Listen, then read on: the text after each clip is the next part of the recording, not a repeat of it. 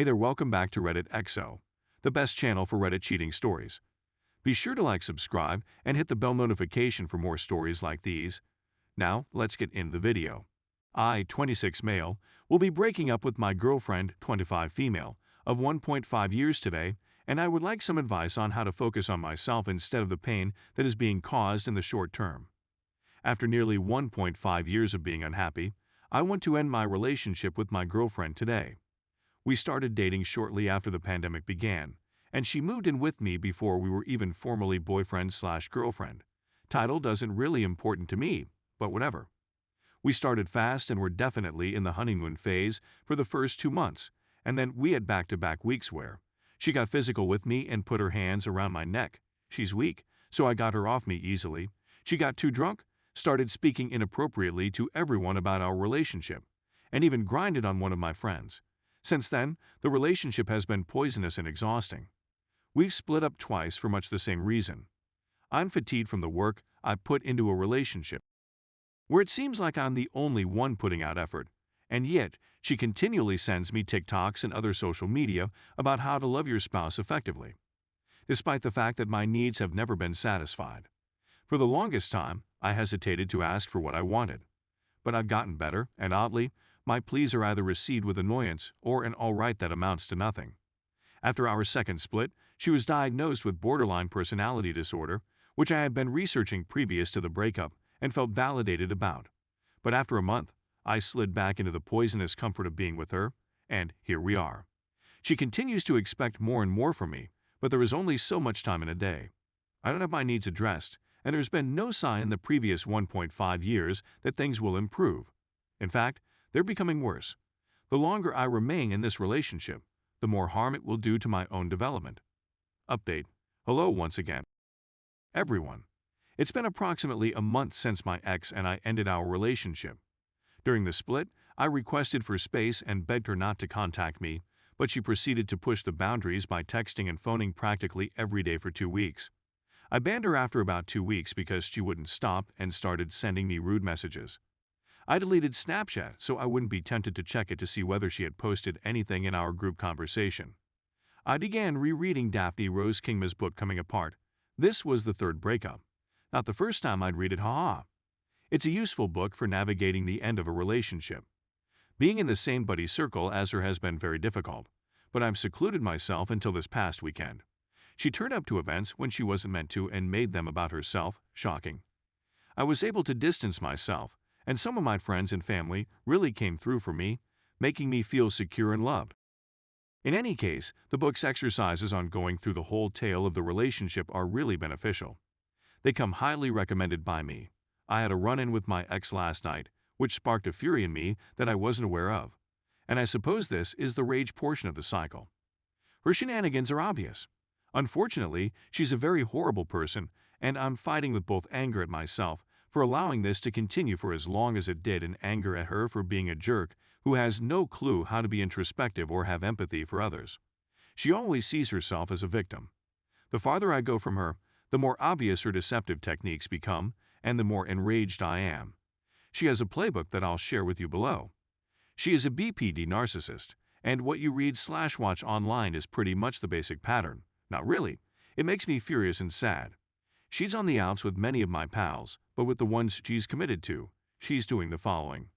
Being extremely kind and doing acts of service to make her seem caring, choosing friends who are too lovely for their own good, and using them as passengers to get her thoughts across. My over-under bet is that it will be a month before she reverts to her old self and begins gossiping behind their backs and being into everyone. Fortunately, numerous individuals in the group see this and do not trust her, so I may not have to deal with her forever. Part of me hopes for the best for her, that she would finally get the assistance she needs from a professional. Instead of taking her pills for a week and then forgetting about them, she really takes them. That she focuses on being sympathetic and seeing others as excellent in their own right, rather than as receptacles for her attention. But when I reread what I've stated in the past, I realize that this is only a projection of my own internal desire to constantly be better for myself and others. Yet there's no scientific evidence that she ever do it for herself. It bothers me, but I'm hoping to separate my emotions from hers while I combat my codependent addiction with her. On a brighter side, I have a date on Thursday with someone I've known for a long but and just now starting to know. She's a firm believer. I'm not sure where it'll lead, but I'm moving on and my ex isn't going to stop me. I'm finally clinging to my self-worth and recognizing that I'm not a nasty person who deserves to be mocked. I am deserving of something wonderful and kind. Nobody deserves to be humiliated. I hope that anybody battling with a narcissist may understand what I'm going through and know that their journey doesn't end just because someone else is tormenting you. You're a powerful person, whether you realize it or not. You've got it. And if you need assistance from an anon on the internet, anybody with a heart will be there for you. Story 2. Married for 19 years before my wife cheated on me. This is my first visit to Reddit. I'll be 75 in July, and I've seen a lot. To be honest, I wanted to share my tale with the younger generation before I died. Because I have lung cancer and don't expect to live much longer, this information has to go out there. In 1964, I was 18 years old when I married. It's as though I'm no longer the same person.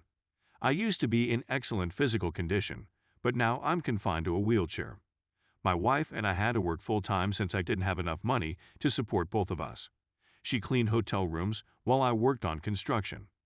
We never had children and yet had time to ourselves on weekends. I don't believe we ever fought, but it's been so long that I'm forgetting, and we didn't have any problems getting along. I began to generate more money over time, and she was able to leave her work and remain at home. I would work longer nights, however, and our marriage honestly deteriorated into a friendship. We seldom had, and although I still loved her, I felt something was missing. We didn't spend nearly enough time together in the end. I accept responsibility for taking us down the wrong path with my employment. As you will see later, this was not the only problem, but I should have corrected it while I still had the opportunity. When I go home from work one night, everything seems to be usual. Dinner was served, and the TV was on to baseball, which used to be my favorite sport. I chatted to her briefly in the kitchen before going to my room to change out of my work clothes. When I walked in, I saw a box of condoms on my nightstand. I began to worry since I had a vasectomy years ago and had never used condoms. I quickly questioned my wife about them, and she was unable to come up with an answer in time. She burst into tears and confessed to the infidelity. She brought a coworker over for while I was away and apparently failed to dispose of the condoms. I'm not embarrassed to confess that I, too, was moved to tears after hearing that. When I asked her why she did this, she replied she wasn't attracted to me, was lonely, and didn't like our. I couldn't think of anything to say and ended up leaving. We divorced after 19 years of marriage. I was a catastrophe in my 40s. I had lost all hope and tried to continue. I began drinking and gradually developed into an alcoholic. It took me until I was in my 60s to break this habit. I couldn't look in the mirror and see myself as a failure of a guy. I went to date again, but I was afraid that the same thing might happen. It never occurred to me that I was awful in bed and I had no good responses. My skin began to wrinkle a little, particularly on the back of my legs, but I took care in keeping my figure for a long, and I swore she loved it when I had throughout our marriage. I preserved my tough man persona into my 30s, and I still wore my bandana during, which she found appealing. I was a generous person who always went down on her when she asked. I utilized cock rings to keep erections going and could always climax extra hard, which was a fetish of hers. I couldn't do anything else if I tried my hardest. However, as time passed, I began to consider the thought that was it all that vital at an older age, and I began dating again approximately 5 years ago.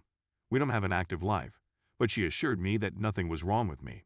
I remarried last year, which made me very happy, but sadly, it was also the time when I was diagnosed with cancer. I've lost a lot of energy since then, and my new wife is the only one who keeps me going. We're attempting chemotherapy, but the outlook is grim. In my final days, I'd want to contribute some of the information I've gained over the years in order to make the world a better place. My mental faculties are also deteriorating, therefore I need to act quickly. I hope everyone who reads this can take something from me to make their lives better.